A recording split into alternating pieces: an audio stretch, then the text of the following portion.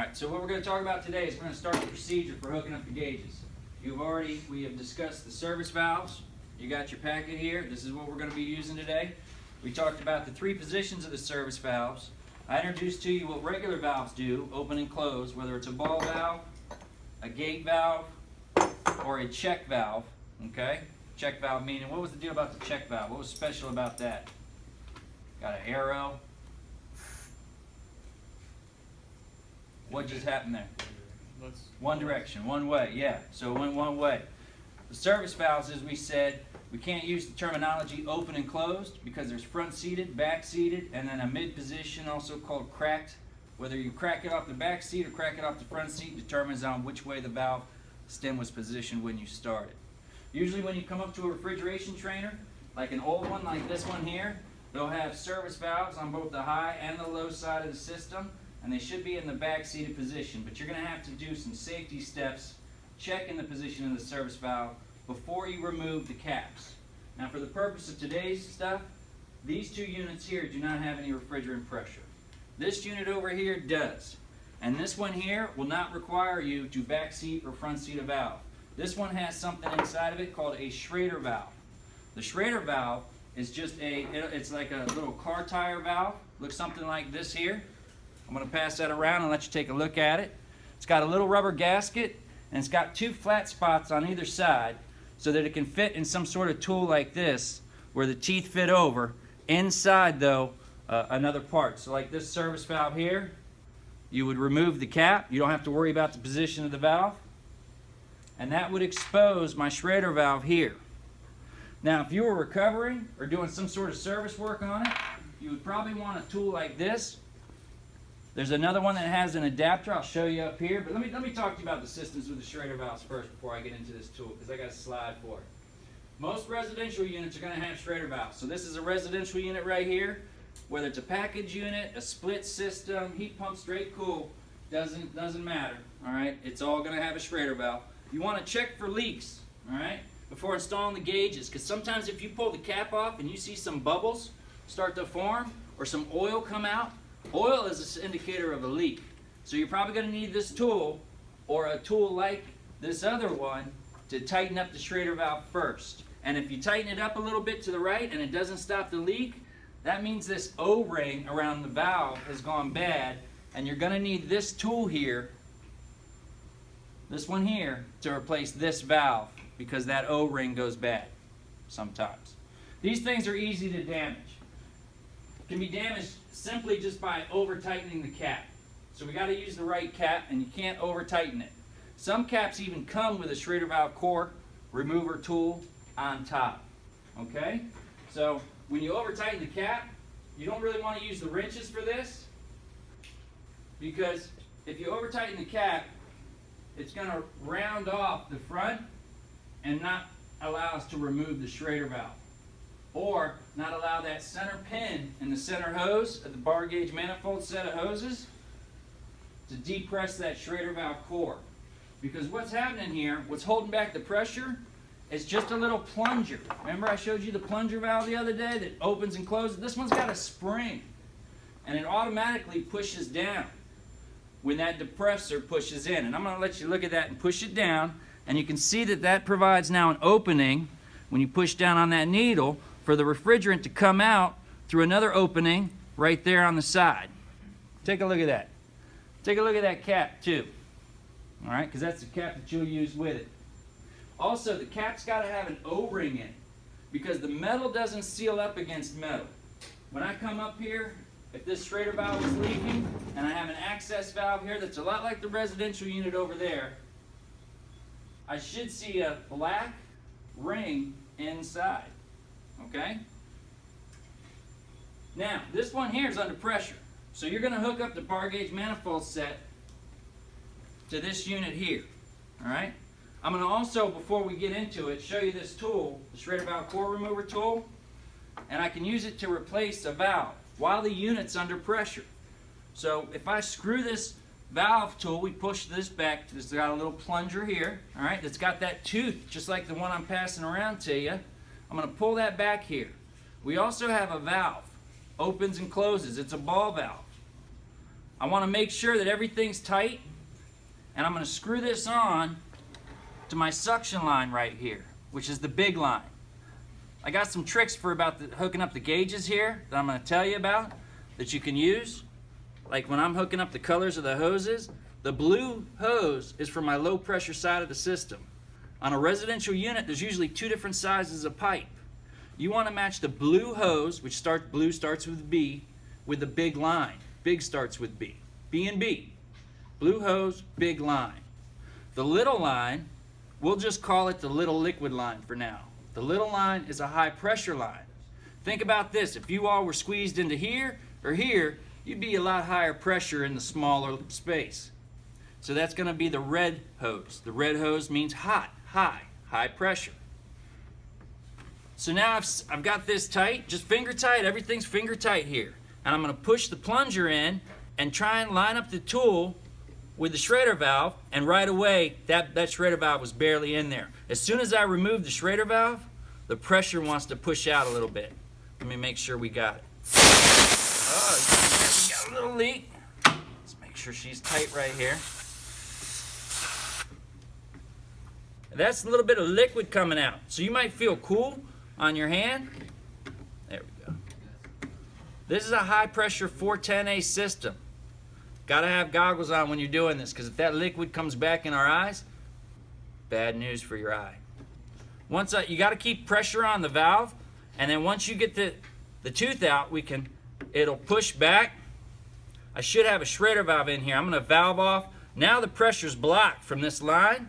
If I unscrew this, we got danger. All the refrigerant, vapor and liquid, and some refrigerant oil is going to start coming out of this hole. Back away.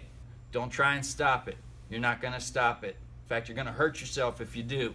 The liquid refrigerant boils so fast off your skin, it will blister it up and cause possibly a 3rd-degree burn. So I'm going to go ahead and take this off. You hear I bled the refrigerant out. That's all de minimis. That's the least amount I can release under the worst possible conditions. And I don't think I have the schrader valve out yet. So let's go ahead and screw this back on. And I bet I still have 2 more turns.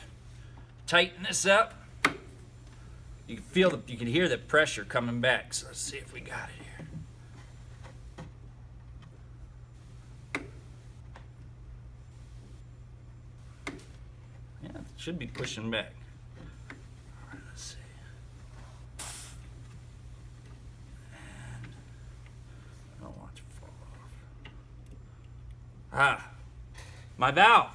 And look, we lost our little black gasket here. This one's clear, so it's hard to see.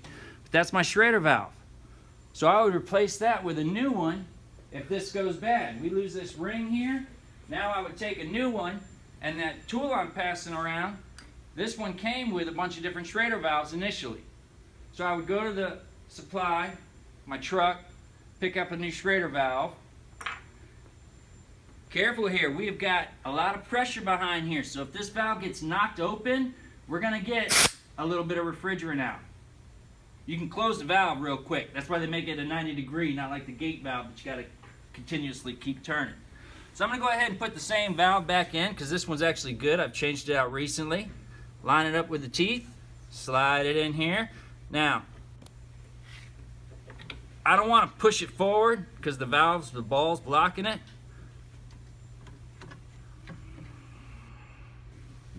Make sure everything's tight. And then we open the valve.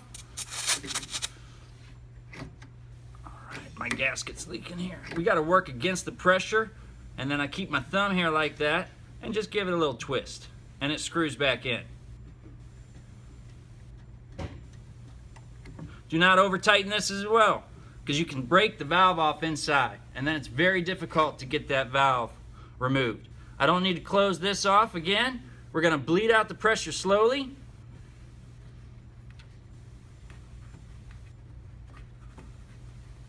And I can bleed it off here first, doesn't matter. And then we bleed it off here, and that's it. Now my schrader valve's replaced. These are really easy to hook up. A lot easier than the procedure I'm going to show you today with installing a bar gauge manifold. But if you're going to be doing this on residential units, the EPA regulations require that you have some sort of low loss fitting, which is another type of either ball valve, or some hoses come with it already installed. Let me see if I can hit escape here and show. Let's go to our other PowerPoint right here. So let's look at these low loss fittings. They're either going to come where you can add it to the hose, or it's part of the hose, or you can get a separate hose, whether it's an extension or just a little adapter. All right, doesn't matter. But these ones here have, these ones we cannot use, and they're not recommended for systems with service valves. Because again, the refrigerant's going to come out and register on the gauge, but I can use the service valves in lieu of low loss fittings, because this compressor, when it's running, will suck the refrigerant back in for me that's in these hoses, and it'll minimize the loss. All right?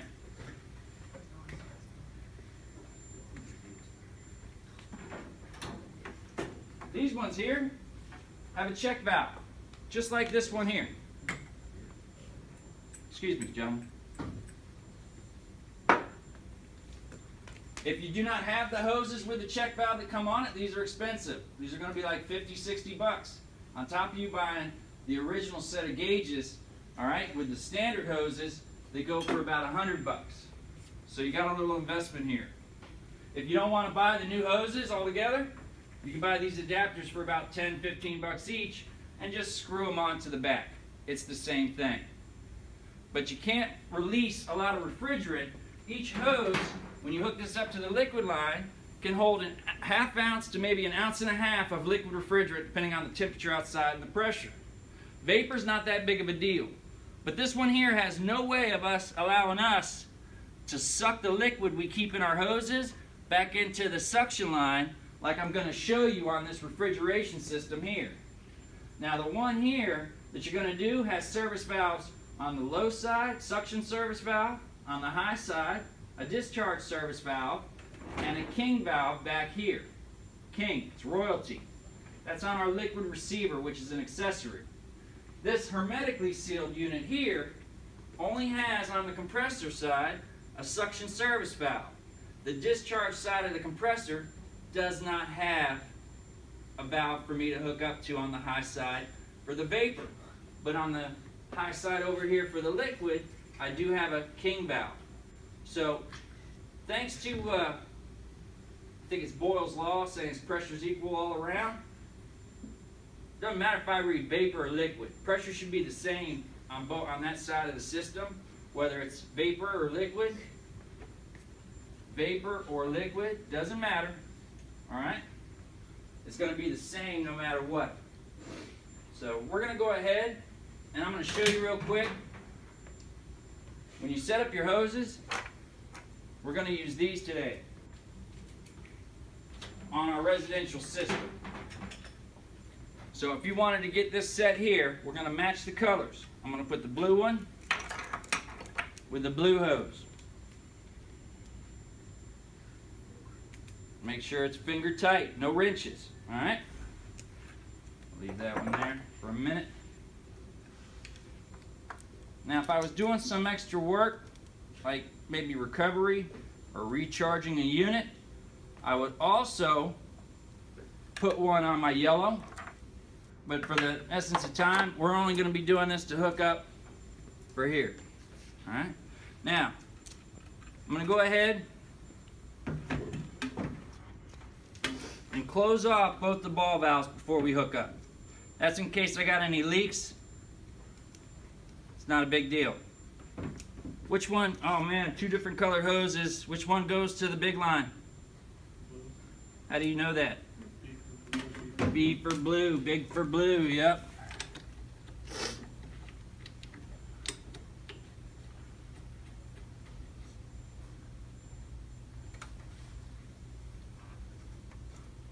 And the red one?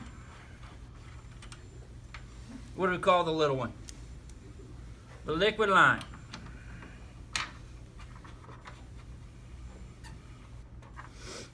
All right, now that I got them both, again, anytime you're reading pressure, make sure the gauges are both closed. Don't need them open. If If you actually open them and this is loose, you're going to get some pressure coming out. I'm also going to make sure that on the bottom of the manifold, the hoses are connected tight, and that the cap, the one I'm not going to use, is capped, the yellow one. All right, so we got it. We're good. Both the gauges should be calibrated to read 0, 0. If not, unscrew the cap, take the little screwdriver, calibrate it. I'm going to go ahead and open up the red one first, and then I'm going to show you something called purging. Let me get this one open. Boom, we got pressure. Now, I got air in these hoses. All right, I'm going to get the liquid to push the air out of the hose all the way up to up here. Okay? Actually, I'm going to do it here, because if I open this and this was in a vacuum, it would suck the air in. I've contaminated the system. So we're going to go ahead and I'm going to open the high side gauge, give it a little bit of pressure into my low side, just a little bit. Close them both and then crack this valve here. This is like an extra step. Let me hang these gauges up and crack our valve. Should see a little bit of liquid come out when the air's been purged out, because I'm on the liquid line. 1 Mississippi, 2 Mississippi, that's good. Close the valves here. And actually it's really good if you don't have any liquid, because I really don't want any liquid getting sucked back to the compressor. But if it's just a small amount in the hose, that'll get boiled off by the time it gets to the compressor, or it'll sit down in the case and won't fill up and get sucked in. That's it. We're good to go. Now I would start the unit, wait 5 minutes, and read the pressures. We're not going to do that. You're just going to practice the procedure for hooking up the gauges today first. Now, when I'm done, I can only use these gauges for 410A now. Because if I close off these hoses to disconnect the gauges, you hear that little bit of refrigerant release? That's okay. That's de minimis. Say that with me. De minimis. De minimis. But look, did the gauges go down? Josh, can you see that? Did the gauges go down? No. Still have all that refrigerant in my hoses here. So if I'm going to go to a unit like a refrigeration system that is not 410A refrigerant, I have to look on the nameplate. This one's, this is an old unit, R12. I definitely don't want to mix these two. What do I got to do to these gauges and that refrigerant in it? Bleed it out. The only problem with bleeding it out now, sometimes there's oil in the hose and it gets sprayed up onto the gauge. That's not that much refrigerant. See, that's not a lot of refrigerant. That's de minimis. Still have to do it. Could have recovered that a little bit, but that's okay, because I'm gonna hook it up to another set. People like to keep a set of gauges for different refrigerants.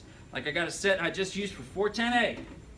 I have a set that I just used for 134A, and I have a set that I use for R12. So we got a bunch of different types of gauges that I kind of just keep lying around. And then if I know what call I'm running, whether it's at your house or at a restaurant for a refrigerator, I grab those gauges, especially if I know the system already and I'm familiar with the refrigerator. So what were these things called? Low loss fittings. They are required. Let's see what else we got here on this next one. All right, remember, you don't have an access valve here, got to put one on with a piercing valve. These will only be used on copper and aluminum type tubing. Got a little bit of steel here where it comes out of the compressor. Can you put it on steel? It won't pierce, the metal's too hard, and it doesn't seal up that well. First thing to do after hooking one of these up is to use those soap bubbles I showed you to leak test it. Now, let's go back to the service valves real quick. Because the access valves on the residential unit, piece of cake. To follow the procedures for connecting the bar gauge manifold, a little bit more tricky. Let's go down here real quick. This is to go with that slide that I showed you the other day. So this is a hybrid semi-hermetic compressor, hybrid between this hermetic one and this one here.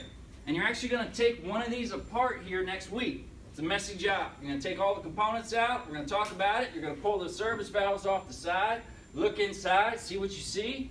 All right, but here's the service valve right here. And we already went over the parts of the service valve the other day with your packet here. Broke down the face, the valve seat, the packing nut, packing itself. All right, we talked about all those things right here. And we talked about how the bar gauge manifold worked with the board-on tube. Here's what a cutaway view looks like when we move this valve. All right, so you're going to need a tool. Anybody remember what that one's called? What's this? Yeah, it's a wrench. You know it's a wrench. It ratchets. It's a ratcheting wrench. And what was this? What do we call that? What? It's a service valve. It's a service valve. Therefore, this is a ratcheting. Look, I can change direction. Reversible refrigeration service valve wrench. It's a lot to remember. That's what the tool's called. We end up just calling it a valve wrench. And there's different sizes. Some that have a big or little. Let me see if I can get my other valve. Okay. So look, this is my valve right here. This is where it ties to the compressor. There's my access port for my gauge. And look, there's my stem protected by a stem cap. So right now, the service valve is in what position when it's all the way down like that, blocking the gauge port? There's our gauge port, line port, compressor port. Remember, one port was always open. But what port's closed right now? The gauge port, yep. It's all the way back seated so that this stems down and the seat inside is just like you sitting in a chair. It's not letting anything get through, just like you can't get anything through you in the chair. So what you're going to do is, after you connect up the high side gauge, we'll go over the steps by steps from following the outline, you're going to crack it off the back seat. Alright? Here actually they're going to show front seating. So now I've taken the valve, and first before they front seat it, as soon as I turn it to the right,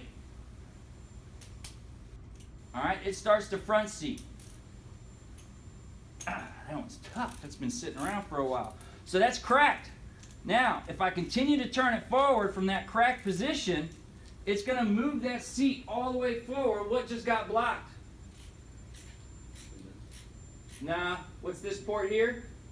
This is my gauge port. This is my compressor port. That was my line port. So now I blocked the line. This is a good position to use if I had to change the oil in the semi-hermetic compressor. I can, with these flange bolts on the side, whether it's a screw nut or a flange bolt, if I had to change the oil in this compressor, there's my oil plug right here, I would front seat this service valve, block the line port, front seat the other one too, if I needed to.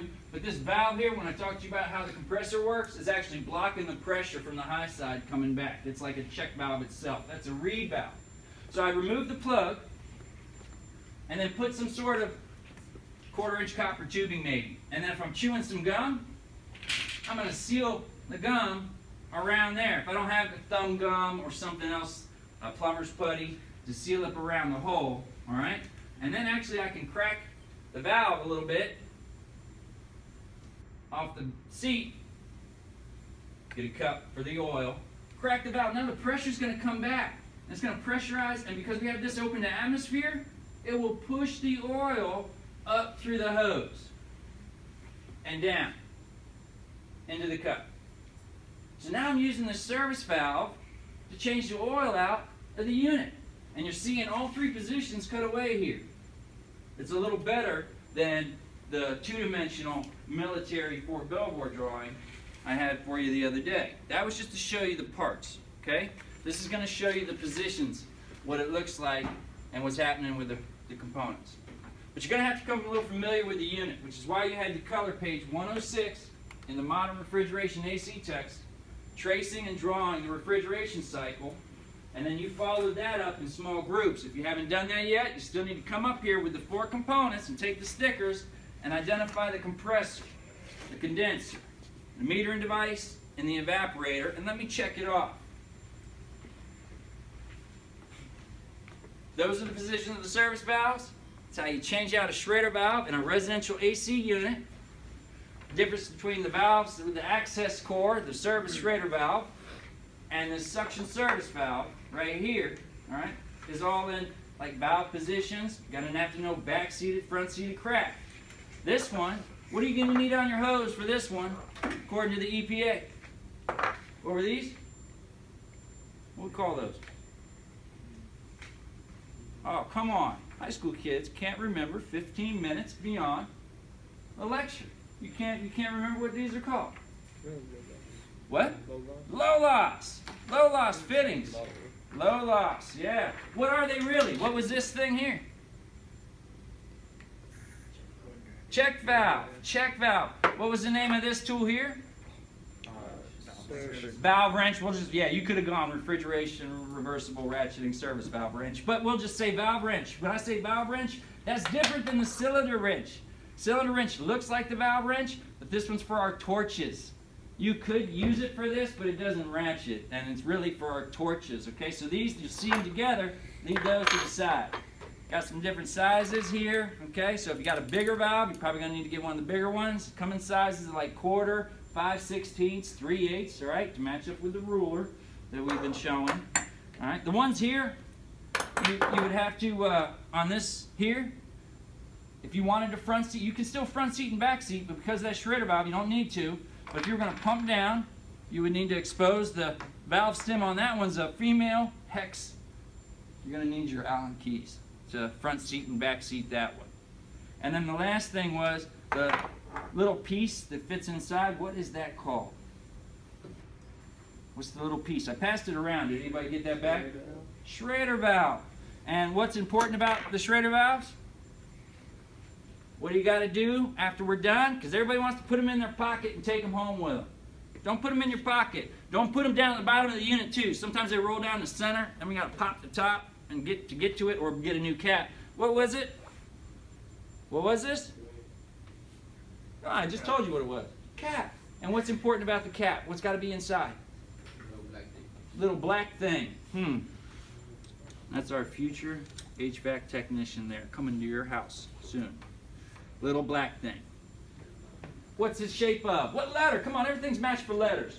What letter's the O? And then it is a ring. O-ring. Very good. Okay, that's it for this. The video they're going to watch now is installing the bar gauge manifold, which I've already posted on YouTube. You're going to have to watch that a few times. Okay, and you're also going to have to set it up here and maybe follow it step by step with your phone, hitting pause and